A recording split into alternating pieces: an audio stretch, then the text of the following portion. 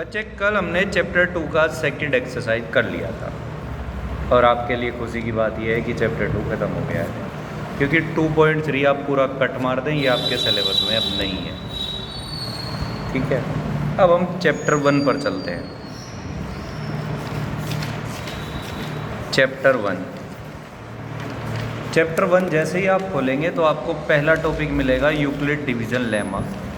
First exercise cut मार दें, अब आपके सिलेबस में फर्स्ट एक्सरसाइज नहीं है, पूरा फर्स्ट एक्सरसाइज आपके सिलेबस से हट गया है। तो अब ये कहा जाए अगर कि फर्स्ट चैप्टर में आपका कुछ नहीं बचा है, सब पागलपंती है। आज ही शुरू होगा, आज ही ख़त्म हो जाएगा। आप जरा यहाँ नहीं, आज नहीं करते, चलो कल करेंगे ख़त्म, क्योंकि ज़्यादा स्पीड से चल रहा है ऐसे तो यार नवंबर तक सारा ही सिलेबस ख़त्म हो जाएगा। अभी नहीं करते हैं, दिवाली तक करेंगे सारा सिलेबस ख़त्म। 1.2 कट नहीं है बेटा, 1.2 कट नहीं है, यूक्लिड डिवीज़न लेमा कट है। 1.2 एक्सरसाइज आपके सिलेबस में है, लेकिन काफ़ी टफ एक्सरसाइज है 1.2। तो आप देखिए इसकी टफनेस, काश आप 7th में होते तो आपको थोड़ा ज़्यादा टफ लगती। पहले मैं कह रहा है, पहले क्वेश्चन में प्राइम फैक्टर करो, तो देखो प्राइम फैक्टर कैसे करते हैं। प्राइम फैक्टर समझते हो आप 10th में, 7th वाले तो समझते हैं, आप छोटे बच्चे हैं थोड़ा, चलो फिर भी थोड़ा थोड़ा देख लेंगे हम।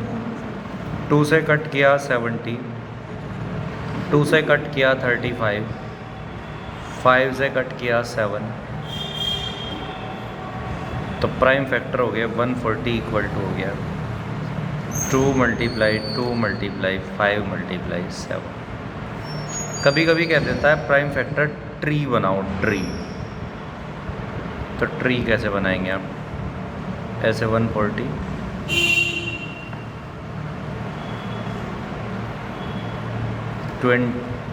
70, 2 से कट मारा 35, 5 और ये 7, तो इसे कहते हैं प्राइम फैक्टर ट्री। ठीक है, आप समझ गए होंगे प्राइम फैक्टर ट्री, ये रहे फैक्टर। तो इसके सारे पार्ट आप लोग खुद कर सकते हैं। नहीं, आपको ज़्यादा दिक्कत हो रही हो तो चलो मैं कर देता हूँ।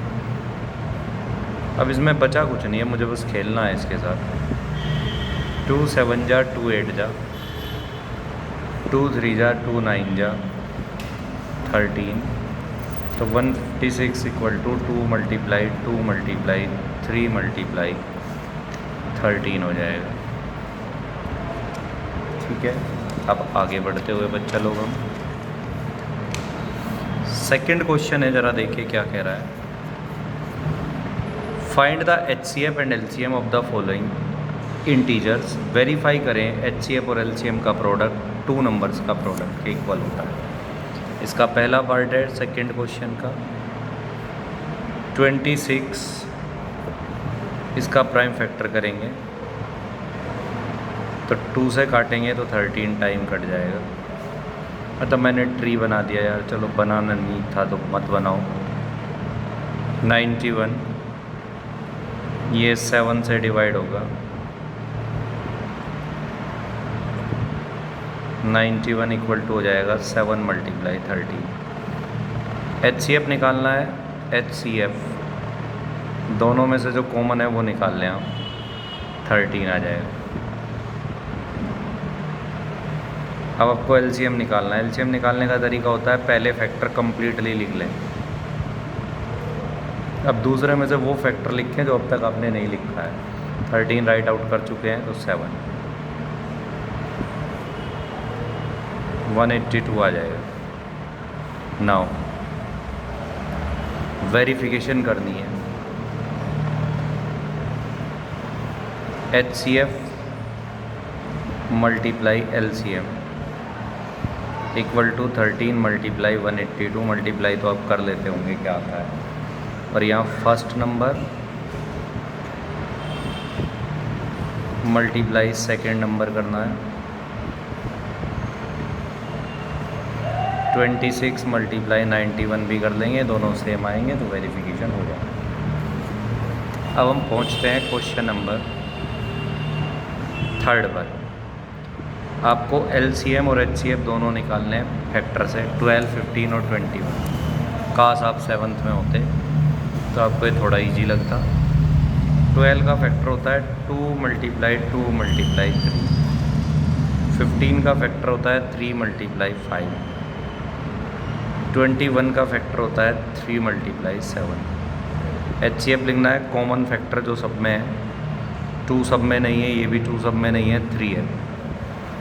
LCM समझ लो, नहीं तो कंफ्यूज रहते हो आप। पहले वाले को कंप्लीट लिख दिया करते हैं, दूसरे वाले में से वो लिखिए जो अब तक नहीं आया है।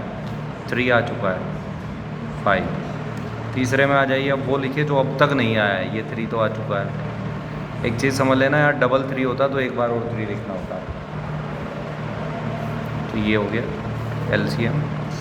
4, 12, 60 मल्टीप्लाई करके शायद 420 देख लेना, मतलब यही है। नेक्स्ट चलते हैं। काफ़ी टफ क्वेश्चन है ये, आप थोड़ा ध्यान से पढ़ेंगे तो समझ आ जाएगा वैसे। 4th क्वेश्चन देखिए ये आपका। HCF of 306 and 6597 equal to 9 LCM निकालना है। वी हैव, अभी वेरीफाई किया था हमने, HCF multiply LCM equal to होता है प्रोडक्ट ऑफ 2 नंबर्स। 4 2 नंबर्स, ये 2 नंबर्स के लिए होता है, 3 के लिए नहीं होता ऐसा। मतलब HCF multiply LCM equal to product of 3 numbers नहीं होता, याद रखना। तो HCF है 9, LCM का पता नहीं। पहला नंबर है 306 और दूसरा नंबर है 657। तो LCM आपका आ गया 30 मल्टीप्लाई, नहीं ये जो भी है अपॉन 9। अब डिवाइड करके मल्टीप्लाई तो आपसे करना आता होगा। 73 और इसका मल्टीप्लाई आप कर देंगे, ठीक है। क्वेश्चन 5, ये थोड़ा अच्छा क्वेश्चन है। इसमें थोड़ी सी बात मेरी सुन ले, आएगा बोर्ड में कंपलसरी, क्योंकि इसी की औकात बची है इस एक्सरसाइज में से आने की। क्वेश्चन क्या है वो सुनो। चेक करें 6 की पावर n क्या एंड करेगा डिजिट 0 पर, जहाँ n नेचुरल नंबर है। क्या 6 की पावर n एंड करेगा डिजिट 0 पर n नेचुरल के लिए। देखिए बच्चे, मैं पहले रफ वर्क करता हूँ। 6 की पावर n है, अगर n इक्वल टू 1 रखेंगे तो 6 आएगा, n इक्वल टू 2 रखेंगे तो 36 आएगा, n इक्वल टू 3 रखेंगे तो ये आएगा, n इक्वल टू 4 रखेंगे तो ये आएगा। तो ये एंड कर रहा है हमेशा 6 पर। किस पर? 6 पर। लेकिन समस्या ये है हमारे पास कि हम नेचुरल नंबर तो इनफाइनाइट होते हैं, हम कहाँ तक रख के शो करें। 4 तक रख लिया, 5 तक रख लेंगे, चलो 6 तक रख लेंगे, लेकिन आप एंड तक रख के शो नहीं कर सकते। अब इसमें आपने 2 चीज़ें समझनी है। 2 चीज़ें कौन कौन सी? एक तो होती है फंडामेंटल, 9th में भी थी ये, थ्योरम ऑफ अर्थमेटिक। या क्या होती है? Every number have unique prime factor in its nth power. मतलब किसी भी नंबर के जो प्राइम फैक्टर होते हैं वो उसकी n पावर तक इक्वल होते हैं, ये याद रखें फंडामेंटल थ्योरम। मतलब जैसे 6 के प्राइम फैक्टर हैं 2 और 3, तो 6 की किसी भी पावर में 2 और 3 ही आएंगे प्राइम फैक्टर। समझ में बात आई? दूसरी बात, इसने कहा था आपको कि चेक करो क्या 6 की पावर n एंड करता है डिजिट 0 पर। अब हम इसका सॉल्यूशन करते हैं। आप लिखेंगे नो, 6 की पावर n एंड नहीं करेगा डिजिट 0 पर। अब आप इसका एक्सप्लेनेशन देंगे। एक्सप्लेनेशन क्या होगा? वी हैव 6 इक्वल टू होता है 2 और 3 का मल्टीप्लाई। इफ 6 की power n can and with digit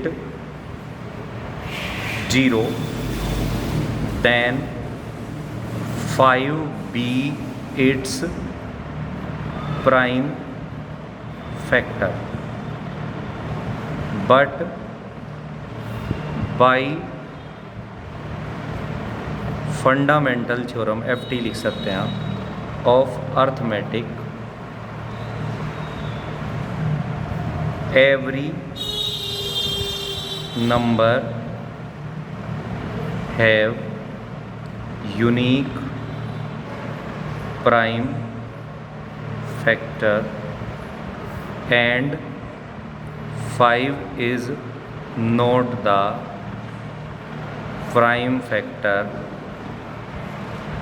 of 6। ख़त्म हो गया। देखिए आपने क्या क्या लिख दिया।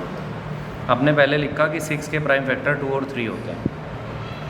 फिर आपने लिखा अगर 6 की पावर n एंड करेगा डिजिट 0 पर, मतलब मान लो 6 की पावर n में ऐसा आया कुछ, मान लो आता नहीं, मान लो ऐसा आया, तो अगर किसी भी नंबर के लास्ट में 0 लग जाता है तो 5 से वो डिविजिबल होता है, कन्फर्म, नो डाउट होता है।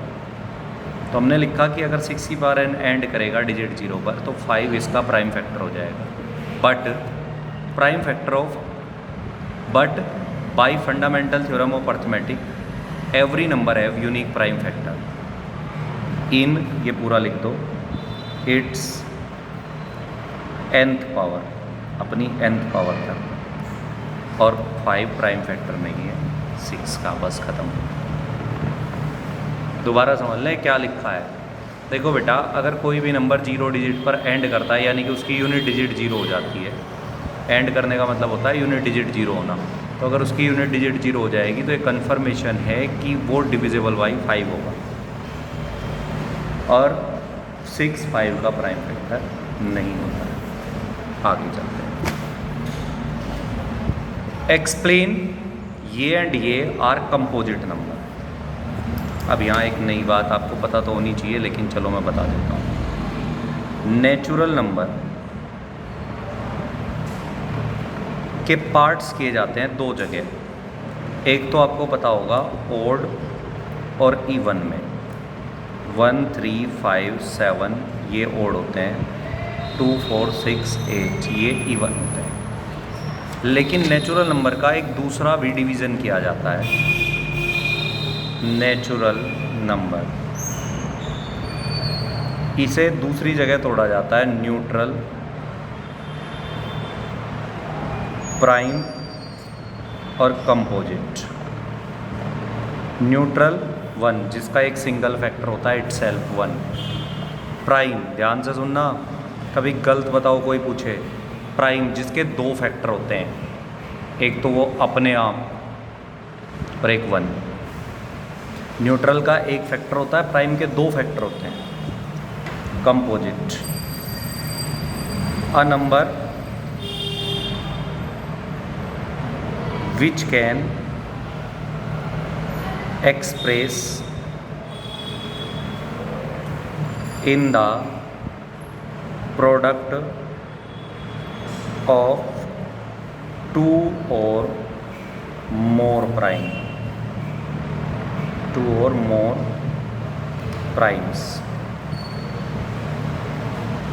कंपोजिट नंबर वो होता है जिसे 2 या उससे ज़्यादा नंबर जो प्राइम हो उनकी प्रोडक्ट में रिप्रेजेंट किया जा सके। या दूसरी भाषा में बात करें, कंपोजिट नंबर के मिनिमम 3 फैक्टर होते हैं। मिनिमम, मैक्सिमम तो कितने भी हो सकते हैं। न्यूट्रल जिसका एक ही प्राइम फैक्टर, एक ही फैक्टर होता है 1, और ये 1 ही होता है बस न्यूट्रल नंबर। प्राइम जिसके 2 फैक्टर होते हैं, एक 1 एक इटसेल्फ। और कंपोजिट जिसे 2 या उससे ज़्यादा प्राइम फैक्टर की प्रोडक्ट में लिखा जा सकता है, और इसके मिनिमम 3 फैक्टर होते हैं। अब क्वेश्चन पे आ जाते हैं। 6th का पहला पार्ट है 7 × 11 × 13 + 13। आपको बताना है कि क्या ये कंपोजिट नंबर है। कंपोजिट नंबर की डेफिनेशन कहती है कि उसे 2 या उससे ज़्यादा प्राइम नंबर की प्रोडक्ट में होना चाहिए। यहाँ प्लस का साइन आ रहा है, प्लस का साइन कंपोजिट नंबर में नहीं होता है, प्रोडक्ट का होना चाहिए। तो यहाँ से यहाँ तक 13 कॉमन आ जाएगा। 7 × 13 + 1, 13 मल्टीप्लाई हो गया 78, 13 मल्टीप्लाई 2 इसके फैक्टर करें, मल्टीप्लाई 3 × 13, कंपोजिट है क्योंकि 2 या उससे ज़्यादा प्राइम नंबर की प्रोडक्ट आ चुकी है। इसका सेकंड पार्ट है 7 × 6 × 5 × 4 × 3 × 2 × 1 + 5। क्या ये कंपोजिट है? 5 कॉमन लिया, 7 6 4 3 2 1 ये बचा +5, क्योंकि 5 तो बाहर ले लिया। ये हो जाएगा बेटा, ये मल्टीप्लाई 7 छंग 7 6 जा 42 और 24, 42 और 24 +5 ये हो जाएगा 48।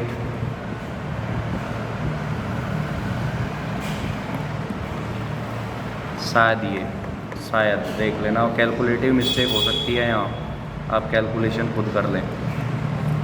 ये आ गया, ये अपने आप में प्राइम है, तो ये कंपोजिट है क्योंकि ये 2 या उससे ज़्यादा प्राइम नंबर की प्रोडक्ट आ चुकी है। आगे चलते हैं। नेक्स्ट क्वेश्चन है बेटा, there is a circular path around a sport field. एक सर्कुलर पाथ है स्पोर्ट फील्ड के चारों ओर। सोनिया 18 मिनट लेती है to drive 1 round on the field. Ravi 12 minute लेता है for the same. Suppose they both start at the same point at the same time and go in the same direction. After how many minutes they will meet again at the starting point. देखें यहाँ क्या कह रहा है। ये एक circular track है, यहाँ सोनिया और रवि दोनों हैं। मान लो दोनों इस डायरेक्शन में भागना शुरू करते हैं, एक ही डायरेक्शन में। तो ये कहता है कि सोनिया 18 मिनट लेती है एक राउंड कंप्लीट करने में और रवि 12 मिनट लेता है। तो सोनिया का पहला राउंड 18 मिनट में होगा, यहाँ आ जाएगी। दूसरा राउंड 36 मिनट में होगा। रवि का पहला राउंड 12 मिनट में हो जाएगा, दूसरा राउंड 24 मिनट में हो जाएगा, तीसरा राउंड 36 मिनट में हो जाएगा। यानी कि रवि यहाँ पहुँचेगा 3 राउंड कंप्लीट करने के बाद 36 मिनट में, और सोनिया यहाँ पहुँचेगी 2 राउंड कंप्लीट करने के बाद 36 मिनट में। आपसे यही पूछा था कि कितने टाइम बाद दोनों मिलेंगे, तो 36 मिनट के बाद। ये तो हुआ ओरल। अब कैसे करेंगे? They meet after taking LCM time of 18 minute and 12 minute. तो 18 और 12 का LCM निकाल दें। 2 × 3 × 3 12 होता है, 2 × 2 × 3 LCM। पहले वाले को कंप्लीट लिख लेंगे, दूसरे वाले में से वो लिखेंगे जो अब तक नहीं आया है। ये 2 आ चुका है, ये वाला 2, दूसरा 2 नहीं आया। कितने मिनट आ गया? 36 मिनट। तो इसका मतलब वो 36 मिनट के बाद दोनों मिल जाएंगे। ठीक है, यहीं तक करें, ज़्यादा स्पीड से चल रहा है सिलेबस, जल्दी ख़त्म हो जाएगा।